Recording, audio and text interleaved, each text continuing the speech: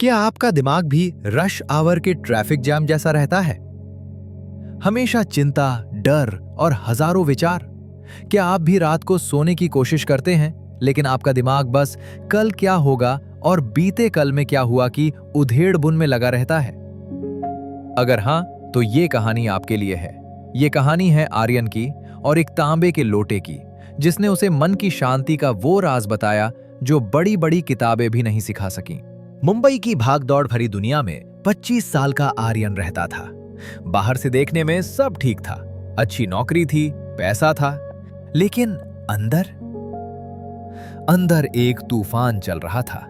उसका मन कभी शांत नहीं रहता था। कभी ईएमआई की टेंशन, कभी ऑफिस की पॉलिटिक्स, तो कभी घर वालों की उम्मीदें।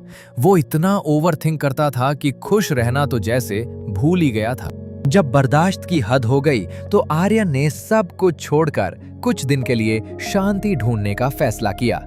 उसने सुना था कि ऋषिकेश के पहाड़ों में एक बूढ़े महात्मा रहते हैं, जो पहले शहर में ही बड़े प्रोफेसर थे, लेकिन अब सब छोड़कर मेडिटेशन सिखाते हैं। मन में थोड़ी उम्मीद लेकर आर्यन अपना बैग उठाकर पहाड़ों की तरफ निकल पड़ा। बाबा, मेरा मन बहुत भटकता है। विचारों का शोर मुझे पागल कर रहा है। मुझे शांति चाहिए। महात्मा जी मुस्कुराए। उन्होंने कुछ नहीं कहा, बस एक तांबे का लोटा उठाया और उसे पानी से लबालब एकदम ऊपर तक भर दिया। उन्होंने लोटा आर्यन के हाथ में दिया और कहा, बेटा, शांति का राज मैं तुम्हें बताऊंगा, लेकिन पहले तुम्हें एक छोटा सा काम करना होगा। इस लोटे को लेकर बाजार के मंदिर तक जाओ और वापस आओ, लेकिन मेरी एक शर्त है। अगर पानी की एक भी बूंद जमीन पर गिरी तो तुम असफल हो जाओगे और मैं तुम्हें कुछ नहीं सिखाऊंगा। आर्यन घबरा गया, लेकिन उसके पास कोई चारा नहीं था। वो लोटा लेकर बाजार की तरफ बढ़ा। शाम का वक्त था। बाजार खचाखच भरा हुआ था।